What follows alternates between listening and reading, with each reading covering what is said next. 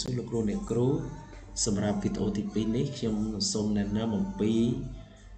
ការបញ្ចូលព័ត៌មានគ្រូដូច្នេះលោកគ្រូអ្នកគ្រូគ្រាន់តែ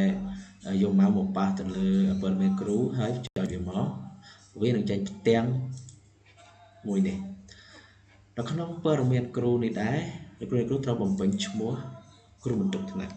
ឥឡូវខ្ញុំឧទាហរណ៍ថាពេញឈ្មោះគ្រូបន្ទុកថ្នាក់មកឈ្មោះ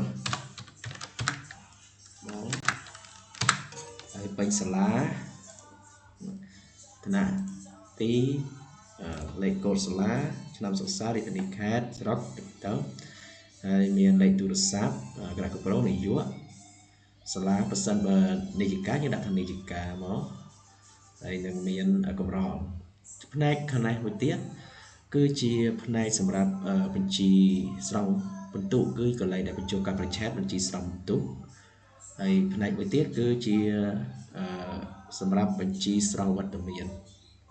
ឡូវខ្ញុំឧទាហរណ៍ថាខ្ញុំចង់បញ្ចូលផ្នែកបញ្ជីស្រង់បន្ទុកទីមួយយើងបញ្ចូលជាថ្ងៃខែចន្ទគតិដូច្នេះយើងក៏ទៅវាយបញ្ចូលមកឧទាហរណ៍ថាថ្ងៃនេះថ្ងៃច័ន្ទ10 រោច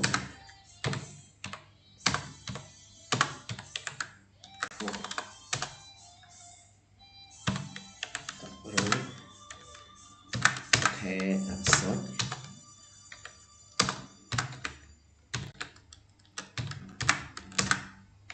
ឆ្នាំ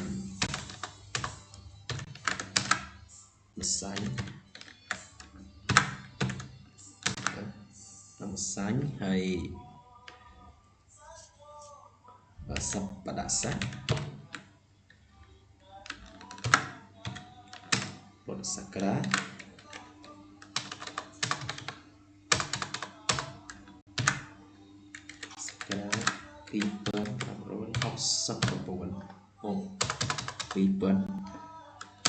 2569នេះគឺជាថ្ងៃខែតាមចន្ទគតិបើសូរិយគតិលោកគ្រូប្រតិបត្តិមក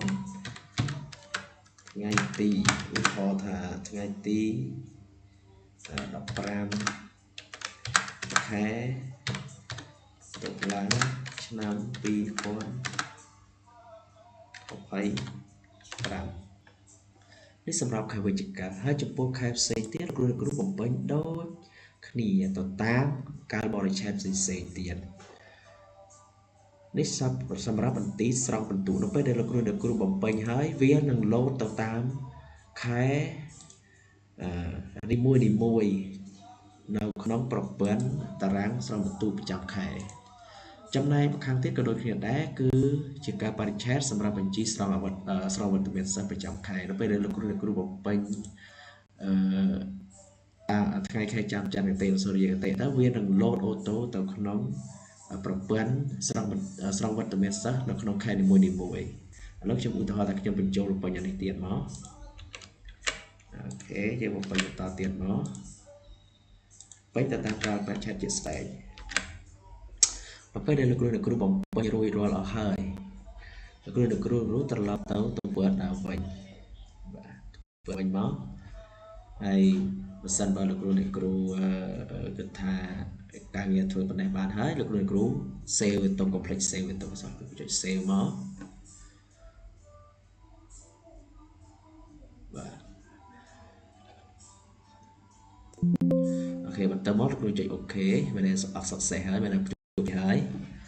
អូខេសម្រាប់វីដេអូទី2នេះមានតែប៉ុណ្ណឹងបើសិនបើលោកគ្រូអ្នកគ្រូមានចម្ងល់លោកគ្រូអាចចុចនៅក្នុង link ខាងក្រោមនេះដើម្បីទស្សនាវីដេអូបន្តទៀតបាទសូមអរគុណ